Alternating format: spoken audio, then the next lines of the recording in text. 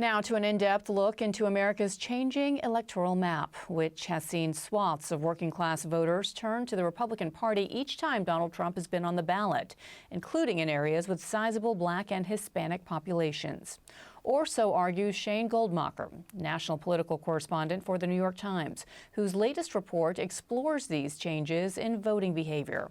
He joins Hari Srinivasan to discuss what he found and how we got here and the hurdles Democrats face to regain some lost ground. Bianna, thanks. Shane Goldmacher, thanks so much for joining us. You're a national political correspondent for The New York Times, and you've written several interesting stories, and I want to go through a couple of them. But one that caught my eye recently is that your latest analysis, you looked at every U.S. county across the last 4 presidential elections. First of all, why, before kind of the what you found?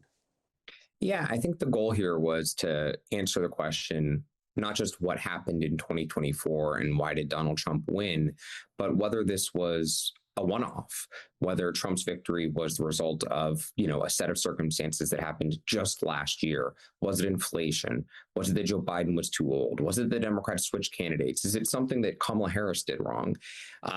And I'm not discounting any of those factors. Those are obviously all factors in a race that was as close ultimately as last year's election was. But I wanted to look back at the totality of the results since Trump has been on the ballot and set a baseline, which is why it's 4 elections. So 2012, the last time before he was on the ballot, and then each time he was. And the findings were pretty stark. It was that Trump has improved in nearly 50% of the counties in America every single time he's been on the ballot. And that's not like that includes a race in which he lost, right? So even in 2020, when he lost, he was improving in nearly half the counties in America on his previous election. And that kind of march in one direction really tells the story of the political realignment happening in the Trump era. Okay, and juxtapose that to, are there any places or how many places is the left or Democrats improving? I mean, very, very few. So all told, Trump improved continuously, something we're calling these triple trending counties, in 1,433 counties in the country. On the other hand, the Democratic Party improved 3 times in a row in only 57 counties. And when you put this on a map, you see this giant sea of red arrows and these small little pockets of blue ones, right, in a few little areas. And the fact that those numbers are really disparate is sort of scary enough for the Democratic Party. It's actually the particulars of the places that I think is causing even deeper concern at this point. So tell me a little bit about that. What's an example of a triple county that has continued to trend towards Trump, and maybe on the inverse, what was a county that has moved away from him? I mean, the thing that makes the realignment happening for Trump so significant politically is the breadth of counties that are realigning his direction. I think people sort of have this intuitive understanding that Trump has done well in white rural areas. And it is true. Not only did he do well in 2016, he has strengthened those areas. So those most Republican bastions are becoming even redder. But the other side of the story, and I think one of the more interesting findings, frankly, is his growing strength in the most diverse parts of America. That includes small towns in the South that are heavily Black. It includes the border counties all along Texas, where he had some of the greatest improvements in the entire country. And it includes inner cities. It includes Philadelphia, New York City, Queens, the Bronx, Brooklyn, Honolulu, right? There's a wide range of places where Trump is improving. And what he's doing is he's squeezing the Democratic Party. He's growing his numbers in the Republican strongholds. He's shrinking the Democratic numbers in the Democratic strongholds. And the only places that Democrats are improving continuously are the wealthiest and best educated corners of the country. Yeah, let's talk about the demographics here. I mean, is there kind of a class or education theme that underlies these flips? For sure. I mean, for a long time in America, one of the most important predictors of your sort of political alignment was race. It was, if you're in a Black neighborhood, it's heavily Democratic. A Latino neighborhood, very, very Democratic. And that's still true, but Trump made that less true and really realigned along class divisions, class in terms of both income and in terms of education. One of the numbers that really was striking to me is 1,433 triple trending Trump counties, right? Of those, only 3 of them were in places where the median income in the county was $100,000. So basically, an infinitesimal amount of the Trump trending counties are these really, really wealthy jurisdictions. On the flip side, again, only 57 for the Democrats have moved their direction continuously. 18 of the 57. So far more of the Democratic counties are those wealthiest places in the country. And that's where the party's been improving. And that's true nationally. And as you break it down state by state, it's true after state that I looked at. Oh, what is the one county that the Democrats did better in Iowa? It turns out it's the wealthiest county and the best educated county. Similar stories all across the country. It's interesting when you look at the longer arc of what people considered the base of the Democratic Party and the base of the Republican Party. I mean, when I was growing up, it was what you're describing was absolutely the inverse, right? The most wealthy people tended to be and trended to be Republican, and the working class sector or the less educated at times sector, union jobs, et cetera, blue collar workers, all tended to be Democrats. And what you're describing here, just in a very short amount of time, in 12 years, that stereotype is being eroded. Absolutely. And this is why Trump's election in 2024 is best seen as sort of a culmination of changes. Again, we didn't just look at how much the counties have shifted over time. That tells a similar story, but a little bit different. This is places that marched in one direction, right? It includes a year that Trump lost. So these are places he strengthened even in losing that 2020 race. And yeah, I mean, I think that the reason, my focus right now is really on the Democratic Party and how they're trying to rebuild themselves. And the results of the 2024 election have caused this, I don't know what the right word is, it's sort of this introspection, soul searching about that question. How has the party for Democrats that has long been defined as the working class party, as the party of diverse communities, how are they seeing their support in those core communities eroding? I'm here in New York and Queens, and I know, when the results came back, I think a lot of people were surprised at Flushing, which is a highly Chinese area, or the Bronx, which is a highly Latino area, that swung so much more towards Trump or became purple in an otherwise kind of a blue field, right? But, tell me, nationally speaking, when it comes to Black Americans, how have these counties trended? And also, you point out a county in your reporting on the Texas border. Yeah, so let me tell you about that Texas county too, because I think it is maybe the most striking single county in the country. It's this Starr County in Texas, borders Mexico, and this county from 2012 was an overwhelmingly Democratic county. Barack Obama won in a landslide. And in 2024, this county flipped and Trump won it. The total spread between 2012 and 2024 is an 89 percentage point swing. This isn't like a small movement. This is a political earthquake. And what makes Starr County so interesting, it's not just on the border where immigration is such a central issue. It's not just a heavily Latino county. It is the single most predominantly Hispanic county in America. Now, of course, we know counties aren't people, right? There are white voters in every county, but this is a place where basically everyone is Hispanic, and this is the county that moved the most. So all across these heavily Hispanic counties, they all moved in the Trump direction. Really, there are no exceptions. There's no heavily Hispanic area that shifted to the left in the last few years. And look, not that long ago, the Democratic Party was talking about the growth of the Latino population, this idea that demographics were destiny, that the Democratic Party was destined to succeed because of the increasing diversification of the country, especially the growth in the Latino population. And what you see now is, yes, in many places, Democrats are still winning the Latino vote, but they're winning it by such a small margin that it's not enough to win elections. So, some of this comes down to people thinking, okay, this was a phenomenon called Donald Trump. Would any other member of the Republican Party be able to pull off this slide? And I think that perhaps people that are Democrats or on the left have some optimism that, we'll make up for this in the midterm.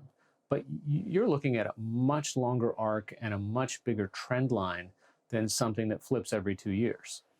Yeah, I mean, I think that there is some reason for Democrats to be hopeful along those lines.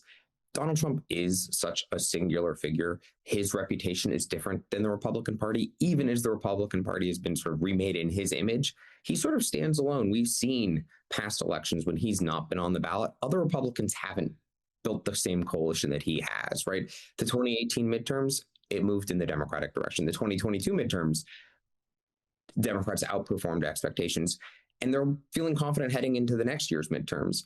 I think the question is, how damaged has the Democratic Party's brand been in this period of time? How are voters perceiving Democrats, and how are they perceiving Republicans? Because I don't think the Democratic Party is going to solve its problems simply by the Republicans changing candidates, simply by Donald Trump going away. One of the veins of reporting that you have, which is fascinating to read, is what is the Democrat response, so to speak? And what you're finding in some of your stories is that they're really not of a singular mind in how to proceed forward, how to respond to this strategically over a period of years, or even in the short term. So what have you found? Well, there's two fights, I think, happening simultaneously among Democrats to figure out what is the path forward. One of those is the sort of traditional one we know. It's the left versus the center. Do we moderate? Do we go more populist? What do we do? Do we try to rev up the Democratic base, or do we appeal to the middle? And that fight has been happening. I think it is happening now, and it's happened for many, many years. I think that there's a different and frankly more interesting fight that's also happening right now, which is, what is the posture of the Democratic Party? I think it's come to be perceived by many voters as backing institutions, the establishment, the status quo. And there's a big push to say it's time to have some of the attitude that Donald Trump had, that, look, the political system in America, the economic system in America is not working for people. Most Americans don't feel confident that they and their children are going to be better than their parents were. Right? This is a shift. And the party is trying to figure out a way to meet where voters are, that frustration with the political system, at the same time as trying to defend the system from Donald Trump and the changes he's bringing about. And it's a real tension right now between, well, how do you become the anti-establishment party when you have really come to embody the establishment, the elites, the college-educated workers? And I think that this is a big fight that isn't necessarily happening on that typical sort of left, center, right axis. Are there particular strategies that they're trying to deploy or employ to reconnect with certain demographics? Like there's been an interesting conversation about how young men trended, for example, towards Trump in this last election in a way that I don't think Democrats expected. Yeah, I think for a long time, Democrats have seen the idea of a gender gap as benefiting the party. In general, in almost every election, women outnumber men at the ballot box. Women tend to vote in higher numbers, and women have tended to vote for Democrats more frequently than Republicans. They said, well, this is great. We've got a greater share of the greater number of voters. And while Trump did continue to lose support among women in the 2024 election, he ramped up the margins among men in a way that is sort of frightening for Democrats, because they thought they were the only ones benefiting from this gender gap. So yeah, there are a lot of strategies, right? There are groups out there trying to come up with ideas. There are focus groups almost every day across the country in small pockets of the corner where Democrats are trying to listen and say, how are you getting in your information? How do you perceive the Democratic Party? And what can we do to fix it?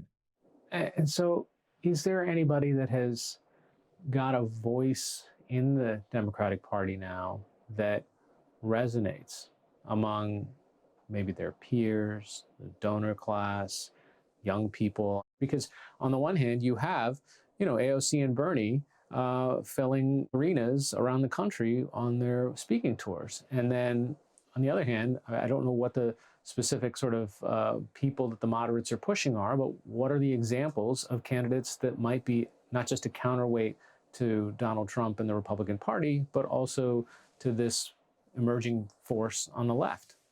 I mean, I think that it's important to look at what Bernie Sanders, who is not running for president again, and AOC are doing. They are filling arenas, and they're filling arenas in red states and red corners of the country.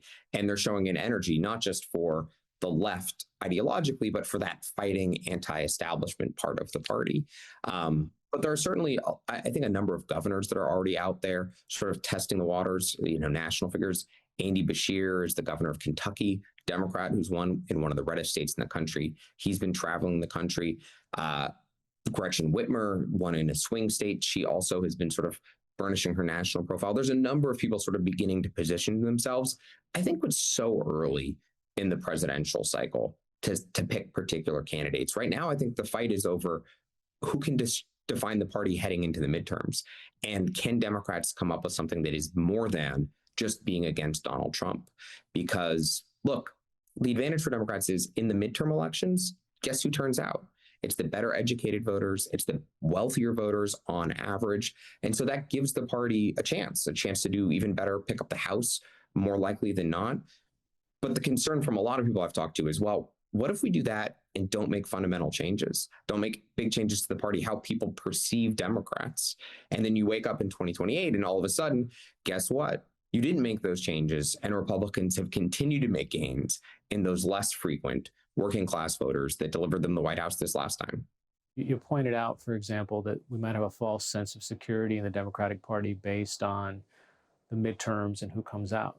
But is there, a larger kind of something that they're missing in terms of what's going to happen in a couple more years that they should be preparing for now?